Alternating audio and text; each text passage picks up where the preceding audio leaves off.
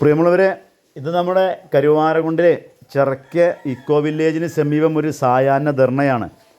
നമുക്കറിയാം നമ്മുടെ കരുവാരകുണ്ട് ഇക്കോ വില്ലേജിൻ്റെ അവസ്ഥ, അതുപോലെ തന്നെ കരുവാരകുണ്ട് ചെറയിലെ മണ്ണും ചളിയും ആ ഒരു അവസ്ഥ നമുക്കറിയാം. അടഞ്ഞതുകൊണ്ട് 2 കുടിവെള്ള പദ്ധതിയും കാര്യങ്ങളൊക്കെ ഉണ്ട്. എന്തായാലും അതോടൊപ്പം തന്നെ ഈ ഒരു പകൽ വീടുണ്ട്. പകൽ വീട് പറഞ്ഞാൽ വയസ്സായ ആളുകൾക്ക് ഇരിക്കാൻ പറ്റിയ ഒരു വീടുണ്ടാക്കി വെച്ചിട്ട് അത് തിന്നൂല തിരിച്ചില്ല പറഞ്ഞ മാതിരിയാണ്. എന്തായാലും അതിനെതിരെ കരുവാരകുണ്ട് മണ്ഡലം കോൺഗ്രസ് കമ്മിറ്റിയുടെ നേതൃത്വത്തിൽ കരുവാരകുണ്ടിൽ ഇന്നലെ ചെറക്കൽ സായാഹ്ന ധർണ നടത്തി. കോൺഗ്രസിൻ്റെ ഒരുപാട് നേതാക്കന്മാർ പങ്കെടുത്തൊരു ചടങ്ങാണ്. പേരെടുത്ത് പറയണം, ഒരുപാട് ആളുകളെ പറയണം, ഒരുപാട് ആളുകൾ പങ്കെടുത്തു. എന്തായാലും ആ വിവരങ്ങളിലേക്ക്. പഞ്ചായത്ത് ഭരണമാരാണ് നടത്തുന്നത്.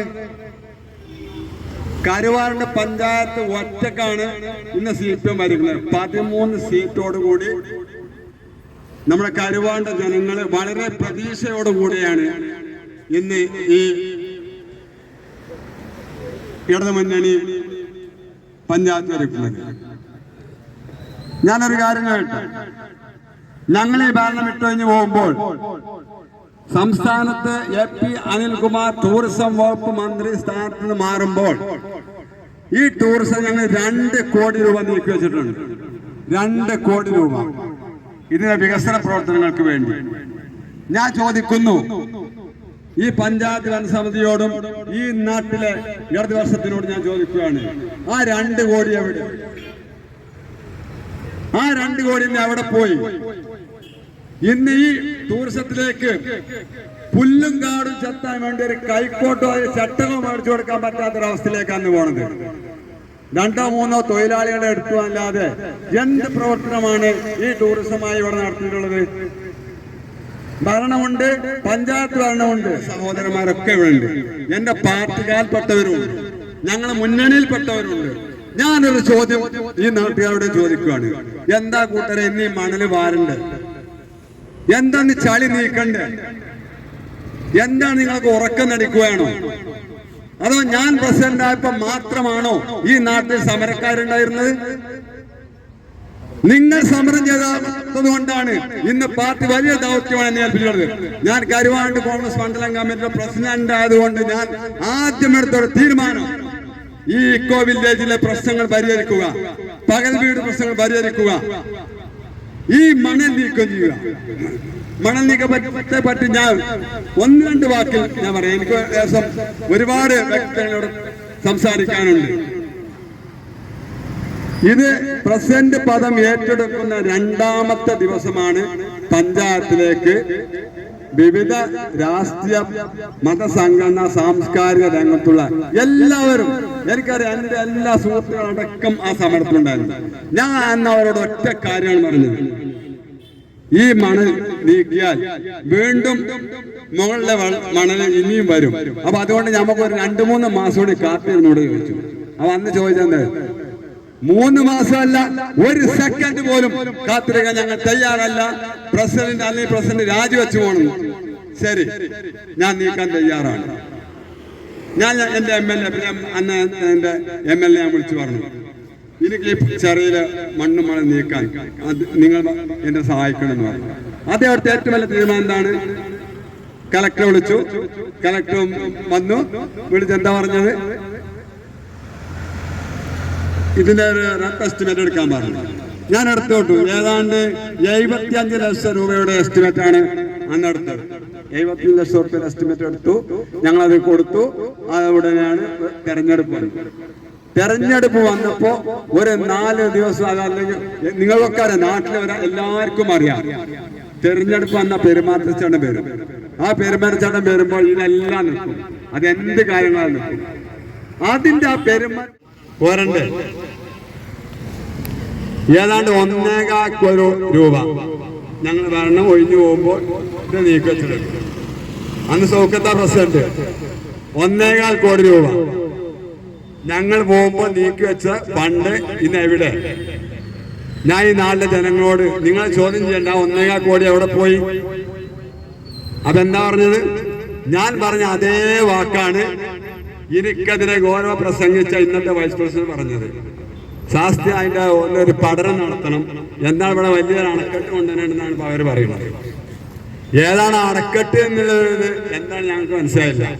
ഈ ചറയിൽ എന്ത് അണക്കെട്ടാണ് CPM കൊടുത്തുള്ളത്? ഒരു കാര്യം എനിക്കറിയാം, പണ്ട് MRY DP സെക്രട്ടറി ആയപ്പോൾ ഒരു പദ്ധതി കൊടുത്തിട്ടുണ്ട്. ഏതാണ്ട് 4 കോടി രൂപ വരുന്ന, അതായത് ഇതിന് ചെറിയൊരു തടയണ കെട്ടി ഇതിന് ഷട്ടറൊക്കെ ഇട്ട് അത് നല്ല രീതിയിൽ കൊണ്ടുപോകാൻ വേണ്ടി ഒരു അന്നത്തെ കാലത്ത് ഇറിഗേഷൻ വകുപ്പിൽ കൊടുത്തിട്ടുണ്ട്. കൂട്ടരെ അതിന്റെ കൂടെ പോയാൽ മതി. നിങ്ങൾ 8 വർഷമായാലും നിങ്ങൾ ഭരണം തുടങ്ങിയിട്ട് എന്തുകൊണ്ട് അതിന്റെ കൂടെ നിങ്ങൾ പോകുന്നില്ല? ഇപ്പൊ 4 വർഷമായി പഞ്ചായത്ത് ഭരണം തുടങ്ങിയിട്ട്. അത് അവര് പറഞ്ഞതാണ് അതൊരു ശാശ്വത പരിഹാരമല്ല മണൽ വാരല്. അപ്പൊ UDF ഭരിക്കുമ്പോൾ ഒരു നയവും LDF ഭരിക്കുമ്പോൾ വേറെ നയമാണ്. ഞങ്ങൾ ഭരിക്കുമ്പോൾ മണൽ വാരണം, നിങ്ങൾ ഭരിക്കുമ്പോൾ നിങ്ങൾ വലിയ പരിസ്ഥിതിക്കാരായി മാറും. ഞാൻ മെമ്പറായി 5 വർഷക്കാലം എന്റെ ഭാര്യ മെമ്പറായി. 15 കൊല്ലം അവിടെ ഭരിച്ചിട്ട്, അതായത് അവിടെ മെമ്പറായിട്ട് എന്റെ ഓർമ്മ 2-3 ദിവസം വെള്ളം മുടങ്ങിയിട്ടുണ്ട്. അതിലപ്പുറം മുടങ്ങിയിട്ടുണ്ടോ?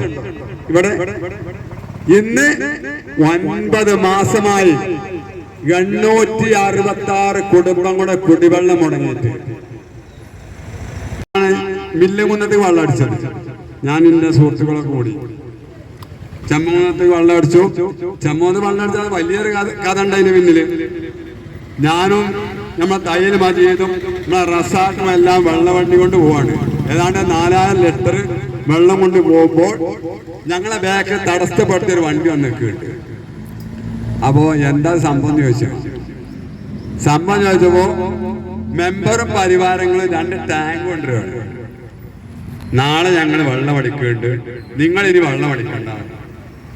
ആയിക്കോട്ടെ, പഞ്ചായത്ത് മെമ്പറെ പറഞ്ഞ നമ്മൾ കേൾക്കണത് അല്ലേ, ഒരു മണ്ഡലത്തിലെ മെമ്പറാണ്.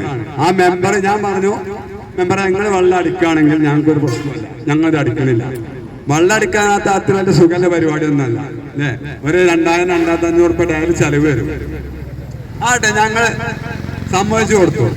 ഞാൻ ചോദിക്കാണ്, ഈ കരുവാറുള്ള ജനങ്ങളും ഈ പഞ്ചായത്ത് ജനങ്ങളും ഞങ്ങൾ വെള്ളം അടിച്ചതിന് ശേഷം ഒരു തുള്ളി വെള്ളം പിന്നാണ് കൊടുത്തിട്ടുണ്ട്.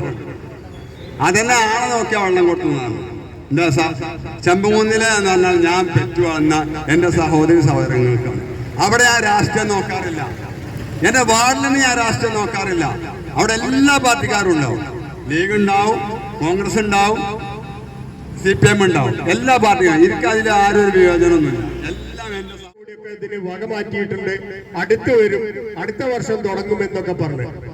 എന്താണ് സംഭവിച്ചതെന്ന് എല്ലാവർക്കും അറിയാം. ഈ കഴിഞ്ഞ സീസണിൽ ഏറ്റവും കൂടുതൽ വെയിലുണ്ടായ സമയം, ഈ പുഴയിലൊരു തുള്ളി വെള്ളമില്ലാത്ത കാലത്ത് ഈ മണലൊന്ന് കോരാൻ പോലും പറ്റാത്തവരാണ് ഇവിടെ ബാക്കി ചെക്ക് ഡാമും ഒക്കെ ഉണ്ടാക്കാൻ പോകുന്നത്. ഒന്നും നടക്കില്ല എന്ന് നമുക്കൊക്കെ അറിയാം. ഒന്നും നടക്കില്ല. കാരണം അതിൽ ഒരു ശ്രദ്ധയുമില്ല. അവിടെ കുറെ കാര്യങ്ങള്, അവർക്ക് മറ്റു ചില കാര്യങ്ങൾ, മറ്റു ചില ലക്ഷ്യങ്ങളൊക്കെ ഉണ്ട്. അതുമായിട്ട് അവർ മുന്നോട്ട് പോകുന്നു. കരുവാരക്കുണ്ടിലെ ജനത്തെ സംബന്ധിച്ചിടത്തോളം ഇതൊരു വലിയ പരാജയം തന്നെയാണ്. ഞങ്ങളെ സംബന്ധിച്ചോളം, കോൺഗ്രസിനെ സംബന്ധിച്ചിടത്തോളം, UDFനെ സംബന്ധിച്ചിടത്തോളം വലിയ പ്രതീക്ഷയുമായി വന്നതാണ്. വലിയ പ്രതീക്ഷയോടുകൂടി തന്നെയാണ് ഇത് ഉണ്ടായത്. ഇത് മാത്രവുമല്ല, വീണ്ടും ഇതിന് നമ്മുടെ MLA മന്ത്രിസ്ഥാനം മാറുന്നതിന് മുൻപ് വീണ്ടും കോടികൾ മാറ്റിവെച്ച് അത് നടപ്പിലാക്കാൻ പറ്റാതെ ഒരു സാഹചര്യത്തിലാണ് ആ ഭരണം വിട്ടു പോകുന്നത്. പ്രതീക്ഷയുണ്ടായിരുന്നു ഞങ്ങൾക്ക് ഇടതുപക്ഷം വരുമ്പോ. ഒന്നുമില്ലെങ്കിൽ ഇവിടുത്തെ കുറെ സഖാക്കളുണ്ടല്ലോ, നിങ്ങൾക്കൊന്ന് പറഞ്ഞുകൂടെ? നമ്മുടെ നാടാണ്, നമ്മുടെ കരുവാരക്കുണ്ടാണ്. ആ കരുവാരക്കുണ്ടിലേക്ക് ഇത്രയും വലിയൊരു പദ്ധതിയെ വീണ്ടും ഉയർത്താനല്ലേ നിങ്ങളൊക്കെ ശ്രമിക്കേണ്ടത്? സഹോദരങ്ങളെ, ഇവിടെ സൂചിപ്പിച്ച പോലെ 5 റിങ് 4 റിങ് ഒക്കെ കിണറിന്റെ അടിയിലേക്ക് ഇട്ടിട്ട് ബാക്കി 6ഉം 7ഉം 8ഉം റിങ്ങുകൾ ആകാശത്തേക്ക് ഇട്ടില്ലേ? ഇതെന്താ, മലക്കുകൾക്ക് വെള്ളം കുടിക്കാനോ മനുഷ്യന് കുടിക്കാനൊന്നല്ലേ? ഒരു കിണറിൽ പോയിട്ട് ഒരു തുള്ളി വെള്ളം മുക്കിയെടുക്കാൻ നമുക്ക് പറ്റില്ല. കോണി കൊണ്ടുപോയിട്ട് ഞങ്ങൾ അതിന്റെ ഉള്ളിൽ വെള്ളമുണ്ടോ എന്ന് നോക്കാൻ വേണ്ടി കോണി കൊണ്ടുപോയിട്ടാണ് ഞങ്ങൾ അവിടെ കയറി നോക്കി വെള്ളം ഉണ്ടോ നോക്കിയത്. ഇവിടെ കുട്ടത്തിയിൽ അമ്പലക്കുന്നത്ത് എന്നിട്ട് അവിടെ തൊട്ടടുത്ത് താമസിക്കുന്ന ഒരാളുടെ വീട്ടിൽ പോയി കോണിയെ കൊണ്ട് ഞങ്ങൾ നോക്കിയപ്പോ പറഞ്ഞു, വെള്ളമില്ലല്ലോ എന്ന്. വെള്ളം ഉണ്ടായിട്ട് എന്താ കാര്യം, ഇത് കുടിക്കാൻ പറ്റുമല്ലോ. അവിടെ അത് കുഴിക്കണ്ട എന്ന ആ പ്രദേശത്തുള്ള ആളുകൾ പറഞ്ഞാണ് ആ വെള്ളം കുടിക്കാൻ പറ്റില്ല, മലിനജലമാണ്, അതുകൊണ്ട് അത് ഒഴിവാക്കിയതാണ്, പഴയ കിണർ ഒഴിവാക്കിയത്. പക്ഷെ അവിടെ അവർക്കൊന്നും വിഷയമൊന്നുമല്ല. ഫണ്ട് ചെലവഴിക്കാൻ മാർഗങ്ങള് പുത്തനയിൽ കണ്ടില്ലേ, അതിന്റെ മുകളിൽ ഇനി വേറെന്തൊക്കെ കുറെ സംവിധാനങ്ങൾ, എത്രമാത്രം ഹൈറ്റിലാണ് അത് ഇരിക്കുന്നത് എന്നറിയാം. അതൊക്കെ ഇനി മണ്ണിട്ട് നിരത്തി പൊന്തിക്കുക എന്നുള്ളതാണ് ഇത്ര പുതിയ പരിപാടികൾ. ഏതായാലും ജനത്തിന് വെള്ളം കുടിക്കാൻ വേണ്ടിയിട്ടൊന്നല്ല. ഇനി മറ്റൊരു കാര്യം ഇവിടെ സൂചിപ്പിക്കാനുള്ളത്, കുറച്ചു മുമ്പ് കരുവാരക്കുണ്ടിലെ പത്രമാധ്യമങ്ങളും സാമൂഹിക മാധ്യമങ്ങളൊക്കെ ആഘോഷിച്ച ഒരു സംഭവം ഉണ്ടായിരുന്നു. ഒരു തൊഴിലുറപ്പ് പദ്ധതിയിൽ പിന്നെ ഒരു കുളം കുഴിച്ചത്, ഇന്ത്യയുടെ ചരിത്രത്തിൽ തൊഴിലുറപ്പിൽ ഇങ്ങനെ ഒരു കുളം കുഴിച്ചത് ആരും അറിയില്ല. വിദേശത്തുള്ള ആളുകളാണ് ഇവിടെ കുളം കുഴിച്ചു എന്ന് പറഞ്ഞ് ഇവിടുന്ന് ഫണ്ട് പോയത്. വിദേശത്ത് ജോലി ചെയ്യുന്ന ആളുകൾ, വിദേശത്ത് ജോലി ചെയ്യുന്ന ആളുകളാണ്, അവരുടെ അക്കൗണ്ടിലേക്കാണ് ഇവിടുന്ന് പണം പോയത്. എന്നിട്ട് ആ അക്കൗണ്ടിലുള്ള പണം അവർ തിരിച്ച് ഇങ്ങോട്ട് ഇവരുടെ അക്കൗണ്ടിലേക്ക് മാറ്റി എന്ന് പറയുന്നു. അവസാനം ഇത് യൂത്ത് കോൺഗ്രസ്സുകാർ പോയി പരാതി കൊടുത്തു. ആ പരാതിയുടെ അടിസ്ഥാനത്തിൽ അത് പിന്നെ ആ പണമൊക്കെ എല്ലാവരും തിരിച്ച് ഇങ്ങോട്ട് പഞ്ചായത്തിലേക്ക് അടച്ചു എന്നാണ്. കട്ട പണം തിരിച്ചു കൊടുത്താൽ അത് കളവാവില്ല എന്നാണ് ഇവര് പറയുന്നത്. കട്ട പണം തിരിച്ചു കൊടുക്കുക. ഏതായാലും അത് അവസാനിച്ചു എന്ന് വലിയ സന്തോഷത്തിലാണ് CPM അവരുടെ ആളുകളും ഞങ്ങളുടെ മെമ്പർ അടക്കം നിൽക്കുന്നത്. അത് അവസാനിച്ചിട്ടില്ല. ആ ഫണ്ട് കേന്ദ്ര ഗവൺമെന്റിന്റേതാണ്. പരാതി